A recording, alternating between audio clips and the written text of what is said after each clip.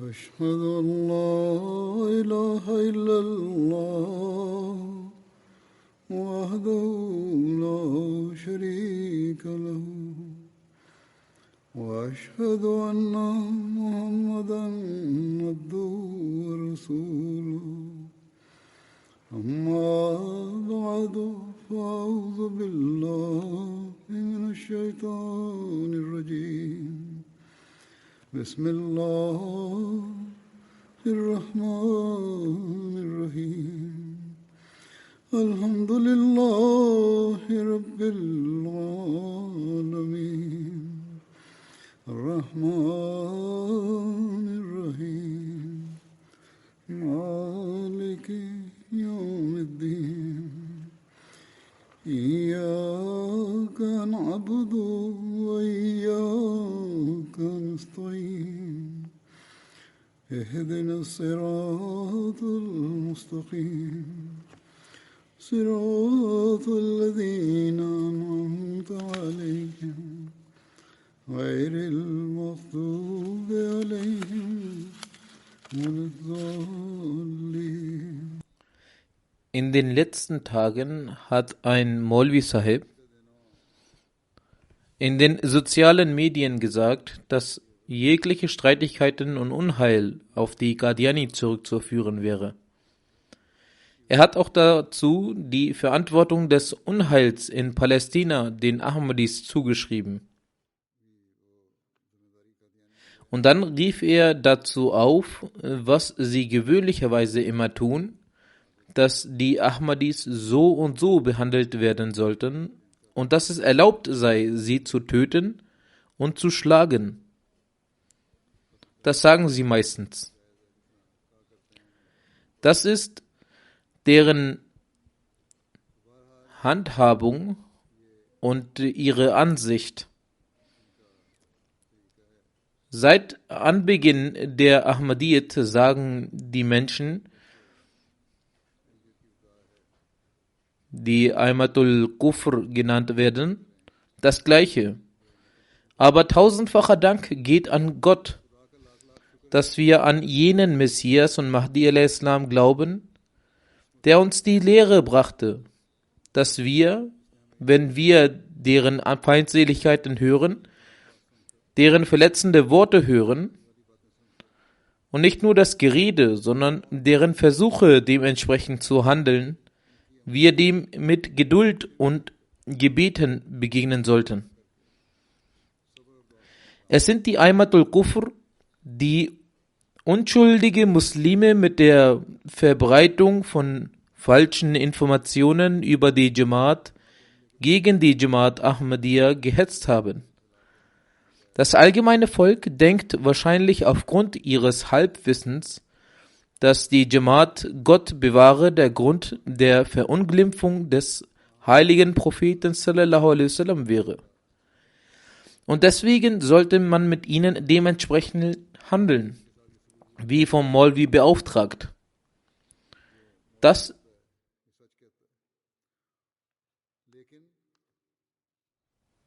ist der Zustand des allgemeinen Volkes. Aber diejenigen, die das Wissen haben, wie die Maulvis und diejenigen, die wahrhaftiges Wissen haben und wissen, was sie sagen, haben keine angemessene Basis. Das Einzige, was diese Menschen machen, ist Unheil stiften, damit sie keine Mitglieder verlieren und sie nicht von ihrer Stellung herabgesetzt werden. Allah weiß am besten, was mit diesen Menschen geschehen sollte. Unsere Aufgabe ist es, wie ich bereits sagte, zu beten. Ich habe dies auch bei der Eid-Ansprache geäußert, dass der verheißene Messias al-Islam sagte, dass man ebenfalls für den Feind beten sollte. Wir sind diejenigen, die beten und die Gebete stets fortsetzen werden. Diese Gegnerschaft ist keine neue Sache. Sie hat bereits in der Zeit des verheißenen Messias al-Islam begonnen. Auch er wurde angegriffen und jene, die gekommen sind um seinen Worten zu lauschen, wurden ebenfalls attackiert.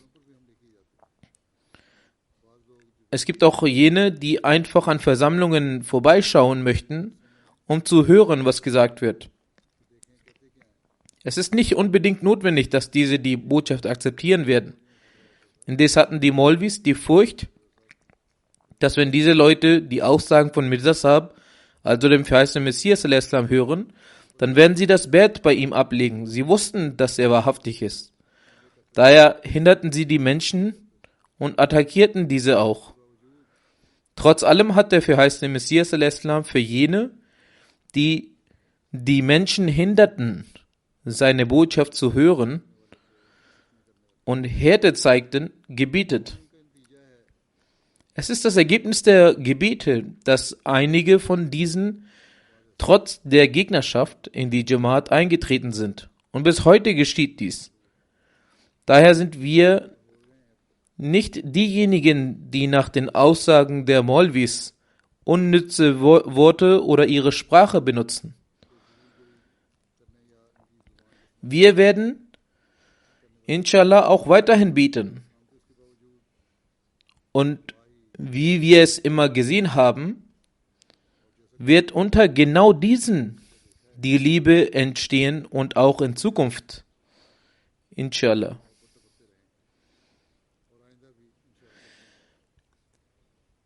Trotz ihrer hartherzigen Worte beten wir für die Menschheit und die muslimische Umma. Wir fühlen ebenfalls Pein, wenn sie Schmerzen spüren. Der Grund hierfür ist die Lehre des verheißenen Messias al-Islam.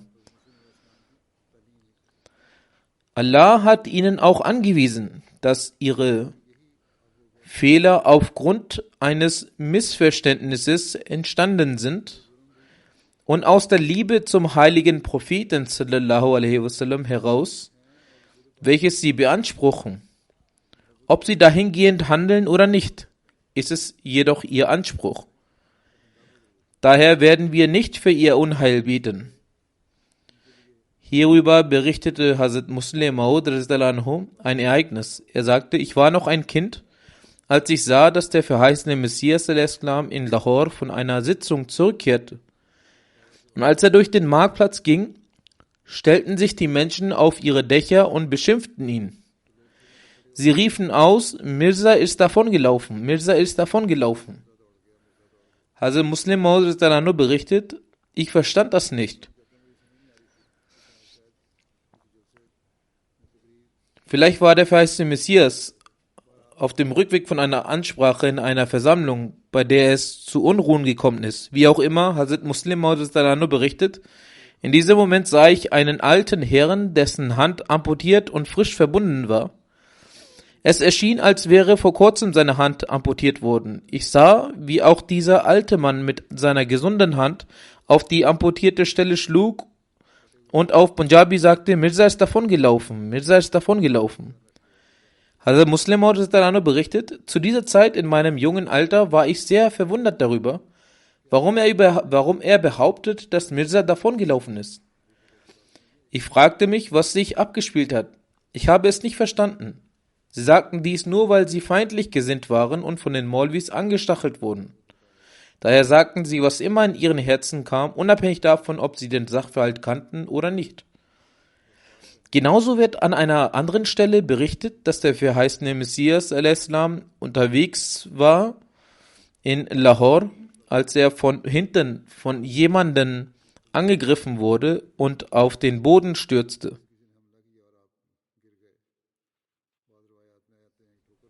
In einigen Überlieferungen heißt es, dass er zwar stolperte, aber nicht auf den Boden fiel.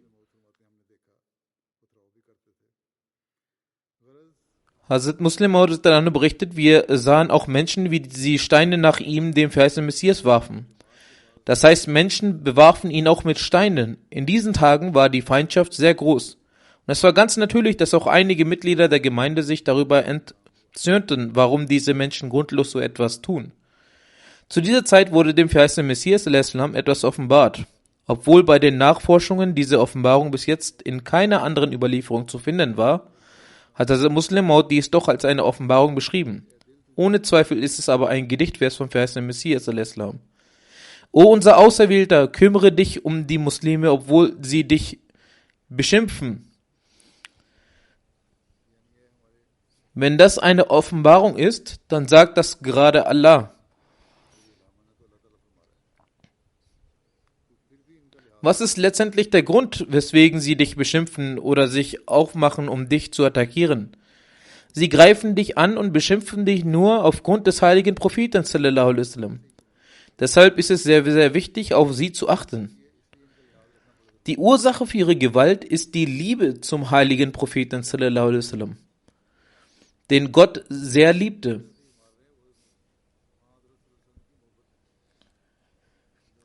Sei es ein Missverständnis oder sonst ein Grund, seid achtsam mit ihnen. Verflucht sie nicht. Kurzum, sollten wir schauen, was der Hintergrund für unsere Anfeindung ist.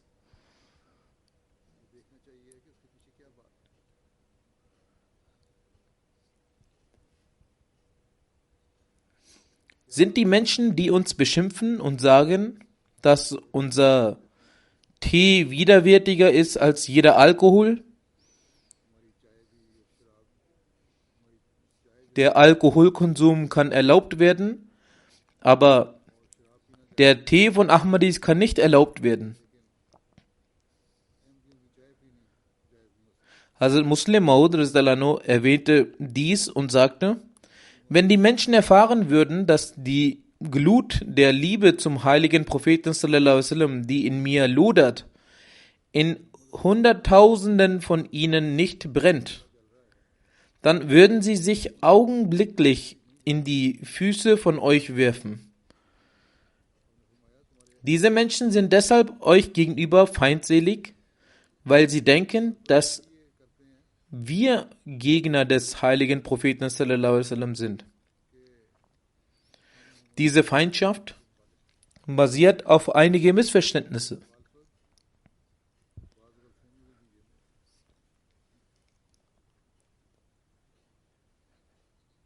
Nachdem der verheißene Messias eine Sache erläutert hatte, sagte er Folgendes: Wenn die Menschen uns gegenüber feindselig sind und mich oder den Gründer der Gemeinde oder euch beschimpfen, dann sollte die Gemeinde stets bedenken, dass sie eure Brüder sind und einem Missverständnis erlegen sind. Betet, anstatt euch darüber aufzuregen, und versucht, diejenigen, die euch opponieren, über Wahrheit aufzuklären. Wenn ihr sie über die Wahrheit aufklärt, werden sie erfahren, dass wir nicht Feinde des heiligen Propheten sallallahu alaihi wasallam sind, sondern seine wahren Verehrer sind. Die gleichen Menschen, die bereit sind, uns zu töten, werden bereit sein, ihr Leben für uns zu geben.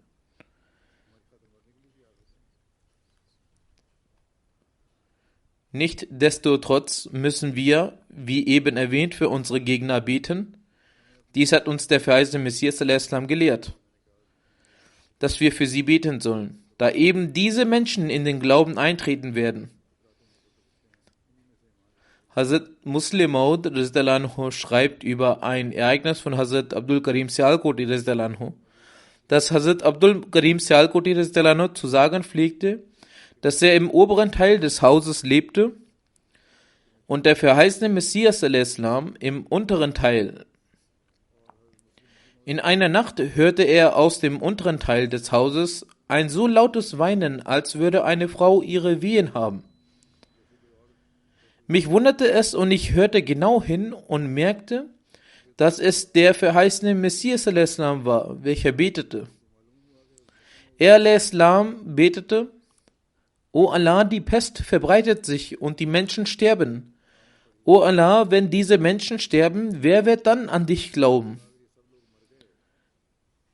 Nun schaut, die Pest war jene Prophezeiung, die der heilige Prophet sallallahu alaihi wasallam selbst gegeben hatte.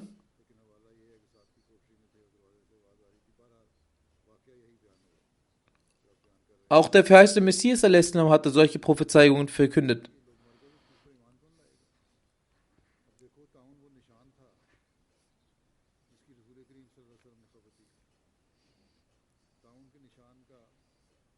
Eine solche Prophezeiung, die auf die Pest hinweist.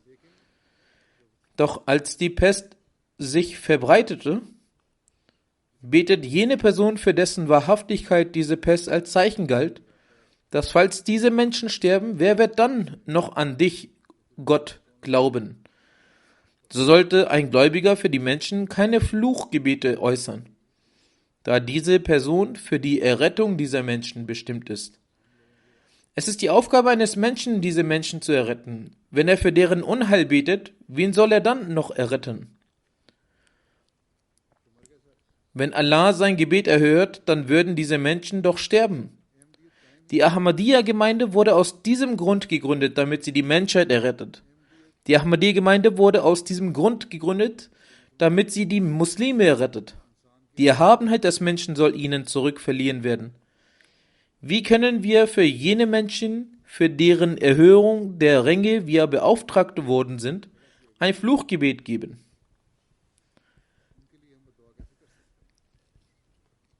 Hazrat Muslim Maud sagt, letztendlich ist die Ehre von Allah noch erhabener als eure. Deshalb hat Allah dem verheißenen Messias a.s. diese persische Strophe offenbart.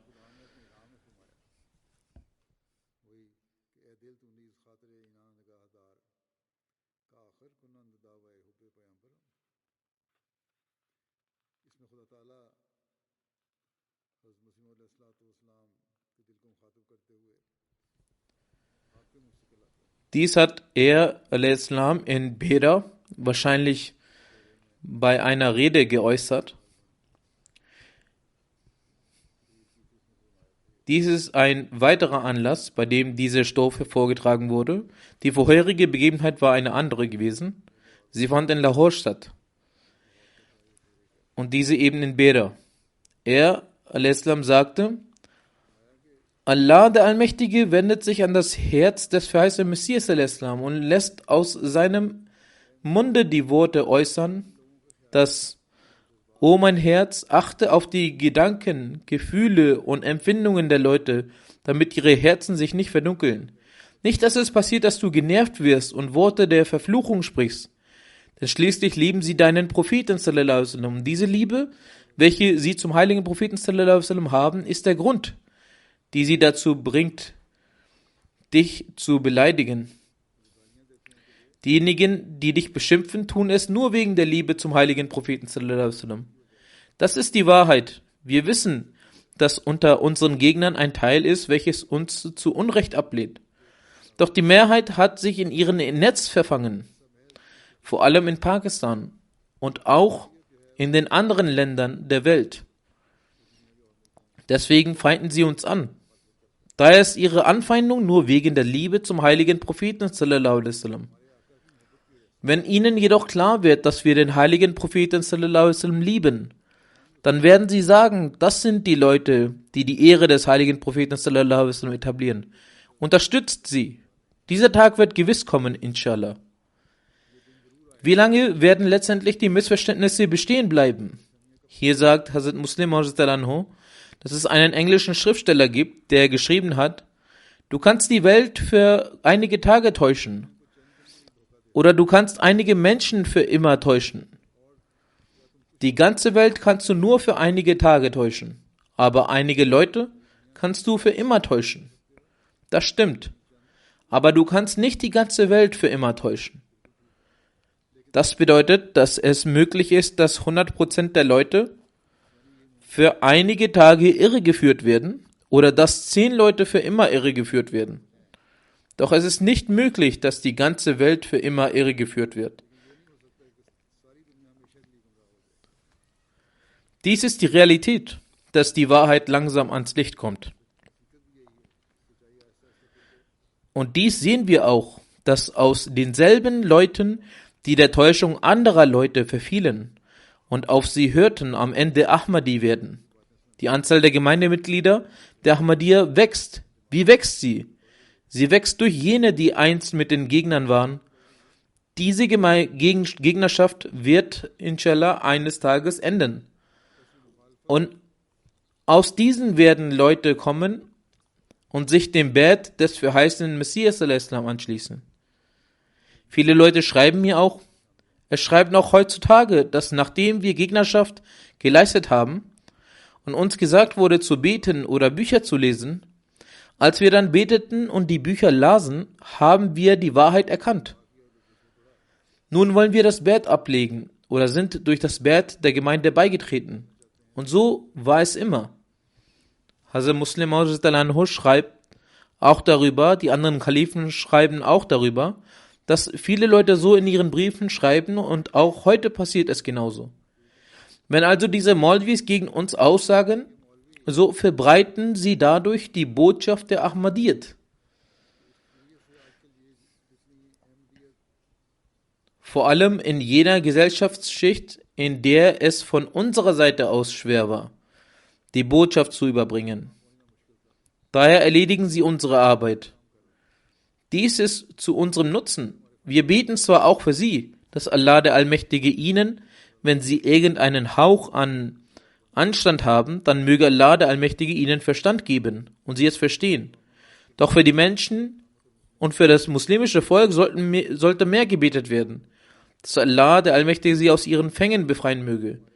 Jedenfalls ist ihre Gegnerschaft zu unserem Vorteil. Die Botschaft der Ahmadiyyat erreicht solche Orte, die vorher nicht erreicht wurden oder nicht durch uns erreicht werden konnten. Und dann nehmen einige von diesen Leuten selbst Kontakt auf. Also ist es unsere Aufgabe zu beten und geduldig zu sein. Genau dies ist das Mittel, das inshallah uns Erfolg bringen wird.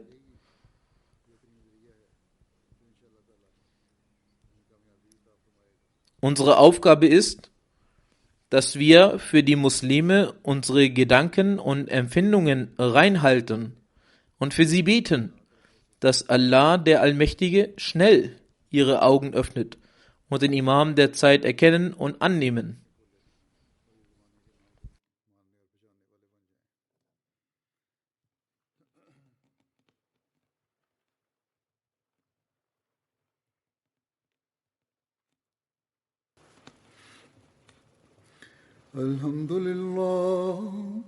الحمد لله نحمده ونستعينه ونستغفره ونؤمن به ونتوكل عليه ونعوذ بالله من شرور أنفسنا ومن سيئات أعمالنا من يهده الله فلا مضل له ومن يضلل فلا هادي له